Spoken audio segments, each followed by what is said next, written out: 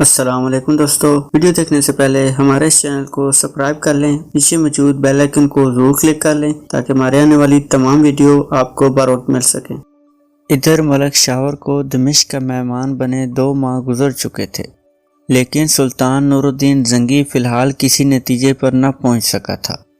اگرچہ ملک شاور نے بار بار سلطان معظم کے حضور حاضر ہونے کی درخواست کی، لیکن اسے ہر مرتبہ انتظار کی سولی پر لٹکا دیا جاتا۔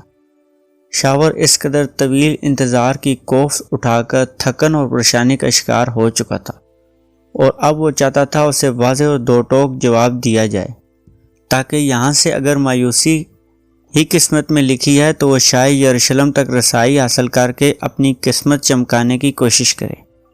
ملک شاور نے بار بار سلطان سے ملنے کی درخواست کی، لیکن ہر بار اس کی درخواست مسترد کر دی گئی اور اسے مزید انتظار کرنے کی تلقین کی گئی۔ سلطان کی جانب سے مایوس ہونے کے بعد اس نے امیر نجم الدین ایوب سے ملاقات کرنے کی درخواست کی، لیکن اس نے بھی ملاقات کرنے سے صاف جواب دے دیا۔ ملک شاور کے علم میں یہ بات آئی اگر اس کا مسئلے کا کوئی حل ہو سکتا ہے تو محض امیر اسد الدین شیرکو ہے، جو کہ دمشق کے لشکریوں کا سپہ سالار ہونے کے ساتھ ساتھ امرائے نوریہ کا سردار یعنی امیر الامراء بھی ہے۔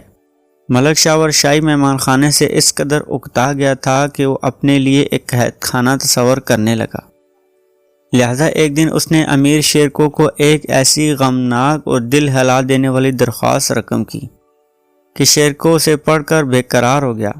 ملک شاور نے اپنی درخواست میں یہ بھی رقم کیا اگر سلطان دمشق اس کی مدد کرنے سے قاصر ہیں تو وہ یعنی ملک شاور کو قتل کرا دیں گے، کیونکہ اسے دربار دمشق کے علاوہ کہیں سے بھی مدد میسر آنے کی توقع نہیں ہے۔ شیرکو نے فی الفور شاہی محل کی راہ لی اور ملک شاور کی درخواست سلطان کے حضور پیش کر دی۔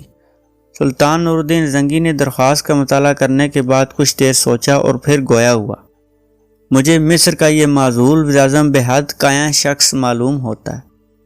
اس نے جھٹ پٹ ہمیں جنگی اخراجات کی ادائیگی کے ساتھ ساتھ مصر کی آمدنی کا 1/3 حصہ بھی پیش کرنے کا وعدہ کر لیا ہے۔ اس کی بات قابل اعتبار نہیں۔ شیرکو نے جواب میں کہا، حضور والا کا خیال عین درست ہے، اگر حکم ہو تو اسے چلتا کر دیا جائے۔ شیرکو کا جواب سن کر سلطان کچھ دیر سوچ میں ڈوبا رہا۔ ماں بعد اس نے کہا، نہیں شیرکو نہیں، وہ ایک قائع اور خطرناک شخص اس لیے ہمارے لیے بہت کارآمد ثابت ہو سکتا ہے۔ شیرکو نے خاموشی اختیار کر لی۔ اگر وہ چاہتا ہے ملک شاور کو چلتا کیا جائے، لیکن سلطان کے حکم کے بغیر یہ ممکن نہ تھا۔ شیرکو اگرچہ اپنی ذمہ داری پوری کر چکا تھا، لیکن سلطان کے حکم کے بغیر وہ رخصت بھی نہیں ہو سکتا تھا۔ سلطان تا دیر خیالوں میں گم رہا، اگرچہ ملک شاور کی مدد کرنا کوئی مشکل کام نہ تھا، لیکن سلطان کے علم میں تھا مصر پر یلغار کرتے ہی شاہ یروشلم ضرور زرغام کو بچانے کے لیے آن پہنچے گا، لہذا اسے بیک وقت مصر اور یروشلم دونوں ممالک سے جنگ میں الجھنا پڑے گا۔ بالآخر سلطان نے اپنے خیالوں سے نکلتے ہوئے شیرکو کو مخاطب کرتے ہوئے کہا، شیرکو ہم مصر سے کسی تازہ خبر کے منتظر ہیں، اس معاملے کو ہم اگلے ہفتے زیر بحث لائیں گے، اب تمہیں اجازت ہے، تم جا سکتے ہو۔ اجازت ملتے ہی شیرکو نے سلطان کو رخصتی اور سلام پیش کیا، باہر نکل آیا۔ وہاں سے فارغ ہونے کے بعد وہ سیدھا ملک شاور کے پاس گیا۔ ملک شاور امیر شیر کو دیکھ کر باغ ہو گیا۔ معزز امیر نے اس بے سہارا اور بے آسرا سے ملاقات کرنے کی زحمت اٹھائی، میں اس کے لیے امیر کا بے حد مشکور ہوں۔ امیر شیرکو نے کھڑے کھڑے اسے یہ نوید سنا دی، ملک شاور آپ کو مزید 1 ہفتہ انتظار کی زحمت گوارا کرنا ہوگی۔ امید واسق ہے 1 ہفتے بعد آپ کو آپ کی درخواست کا جواب موصول ہو جائے گا۔ ملک شاور نے مریل آواز میں جواب دیا، اگر داد رسی کی امید ہو تو 1 ہفتہ کیا 1 سال بھی انتظار کی زحمت گوارا کی جا سکتی ہے۔ امیر کا شکریہ، انہوں نے مجھے نوید سنائی۔ ملک شاور حوصلہ رکھیں، اللہ سے بہتری کی امید رکھیں۔ اپنی بات ختم کرنے کے بعد امیر شیرکو نے شاہی مہمان خانے کو خیر بات کہہ دیا۔ اگلے ہی روز شیرکو سلطان کی خدمت اقدس میں حاضر ہوا۔ شیرکو ملک شاور کی قوت برداشت غضب کی ہے، ہم نے حقیقت میں اسے مہمان خانے میں رکھ کر اس کی قوت برداشت کا کی حد آزمانے کی کوشش کی ہے، لیکن تعجب ہے اس نے محض امید کی ایک ننھی سی کرن کے سہارے اس قدر قوت اور برداشت کا مظاہرہ کیا اور انتظار کرنے کا قرب سہتا رہا۔ شیرکو نے سلطان کی تائید کرتے ہوئے کہا، سلطان عالی مقام، ملک شاور نے طویل انتظار کا قرب جھیلتے ہوئے اپنی بے مثل قوت برداشت اور صبر و تحمل کا ثبوت دیا ہے۔ وہ اب بھی نا امیدی کا شکار نہیں۔ اس قدر بات کرنے کے بعد شیرکو نے خاموشی اختیار کر لی۔ سلطان اپنی سوچوں میں گم ہو گیا۔ شیرکو خاموش کھڑا سلطان کے اگلے حکم کا منتظر رہا۔ تھوڑی دیر بعد سلطان نے امیر شیر کو مخاطب کرتے ہوئے کہا، امیر شیر کو، اگرچہ ملک شاور پر بھروسہ نہیں کیا جا سکتا، ہمارے لشکر کو آگ اور خون کی ہولی کھیلنا ہوگی، لیکن مصر کو زرغام جیسے نہ تجربہ کار غلام کے رحم و کرم پر بھی نہیں چھوڑا جا سکتا۔ وہ کسی بھی وقت کسی بھی بڑی غلطی کا مرتکب ہو سکتا ہے۔ سلطان نے بڑی دور اندیشی کی بات کی تھی، اس کا قیاس درست ثابت ہوا۔ ابھی چند ہی دن گزرے تھے، مصر سے آنے والے جاسوسوں نے سلطان کے حضور یہ خبر پیش کی، مصر اور یروشلم میں مارکہ آرائی شروع ہو گئی ہے۔ اس وقت سلطان کے حضور امیر شیرکو کے علاوہ 3 اور امراء بھی موجود تھے۔ سلطان نے تفتیش انداز میں استفسار کیا، اس مارکہ آرائی میں پہل کس نے کی تھی؟ جاسوس نے سہم انداز میں عرض کیا، حضور والا، جس وقت مصر کا لشکر میدان جنگ کی جانب پیش قدمی کر رہا تھا، میں اس وقت مصر سے روانہ ہوا تھا تاکہ آپ کو بروقت اطلاع فراہم کر سکوں۔ سلطان نے جاسوس کو گورتے ہوئے کہا، تم نے محض مصر کے لشکر کو پیش قدمی کرتے ہوئے دیکھا یا پھر مصر اور یروشلم کے لشکروں کو آپس میں مارکہ آرائی کرتے ہوئے بھی دیکھا؟ مقبر نے ڈرتے ڈرتے عرض کیا، سلطان معزز، جب میں یروشلم سے گزرا تو میں نے یروشلم کے لشکر کو مصر کی سرحد کی جانب پیش قدمی کرتے ہوئے دیکھا۔ سلطان نے طیش کے عالم میں کہا، تم ہوش میں تو ہو؟ تم نے مصر اور یروشلم دونوں کے لشکر دیکھے، لیکن مارکہ آرائی ہوتے نہیں دیکھی۔ عین ممکن ہے انہوں نے بات چیت کرنے کے بعد صلح کر لی ہو۔ منجر سہم گیا، جی حضور والا، صلح صفائی بھی ممکن ہے۔ سلطان نے اپنا فیصلہ سراتے ہوئے کہا، تمہیں جاسوس کے عہدے سے برطرف کیا جاتا ہے۔ 2 متحارب ممالک کے لشکروں کی پیش قدمی یکے پیش نظریے کو کہا جا سکتا ہے۔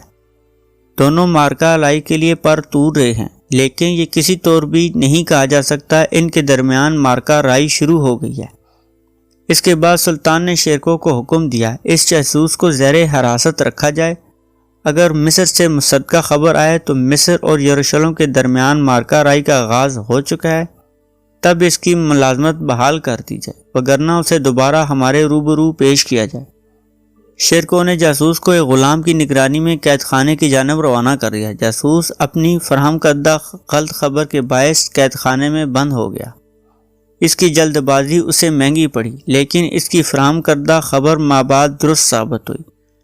یروشلم کے شاہ ایمرک نے اپنی توہین کا بدلہ لینے کے لیے ٹھانی، کیونکہ زرغام نے اس کے سفارتی وفد سے ملاقات نہ کر کے اس کے غیظ و غضب کو للکارا تھا۔ شاہ یروشلم زرغام کی اس جرت پر آگ بگلا ہو گیا۔ اس نے فی الفور اپنے لشکر کو ترتیب دی اور مصر پر لشکر کشی کے لیے اپنی پیش قدمی کا آغاز کیا۔ ادھر زرغام نے اگرچہ اپنے غرور و تکبر اور سرکشی کا مظاہرہ کیا تھا، اس کے علم میں تھا اس حرکت کی وجہ سے شاہ یروشلم اس قدر طیش میں آئے گا، اسے سزا دینے سے باز نہیں آئے گا۔ اس نے اپنے امراء کو بھی اپنی چکنی چپڑی باتوں میں اپنا ہمنوا بنا لیا تھا اور جوش کے عالم میں ہوش کھو بیٹھے تھے۔ شاہ یروشلم کو خراج ادا کرنے کے خلاف ہو گئے تھے۔ زرغام ان کے جوش سے بھرپور استفادہ کرنا چاہتا تھا، لہذا اس نے اپنی دونوں بھائیوں کی کمان میں ایک لشکر سرحد کی جانب پیش قدمی کرنے پر ایک لشکر کو سرحد کی جانب پیش قدمی کرنے کا حکم دے دیا، تاکہ عیسائی لشکر کو سرحد سے دور رکھا جائے اور اسے سرحد عبور کرنے سے پہلے ہی روک لیا جائے۔ یروشلم اور مصر کے لشکر پیش قدمی کرتے ہوئے بلیس کے مقام پر ایک دوسرے کے مد مقابل آ گئے۔ یروشلم کے لشکر کی کمان شاہ ایمرک کے ہاتھ میں تھی۔ اس نے اس مقام پر پہنچنے کے بعد مصری لشکر کے سامنے اپنے لشکر کو مورچہ بند کر دیا۔ مصری لشکر جو کہ پہلے اس مقام پر پہنچ گیا تھا، لہذا وہ قدرے بہتر جگہ پر مورچہ بند تھا۔ شاہ یروشلم اس وجہ سے حیران تھا، اہل مصر عرصہ دراز سے اس کے باج گزار تھے، خراج کی ادائیگی میں انہوں نے کبھی لے تو لال کا کام نہیں لیا بلکہ بروقت ادائیگی کو یقینی بنایا تھا۔ لیکن اب مصر کے وزیر اعظم کی یہ ہمت کیسے ہوئی؟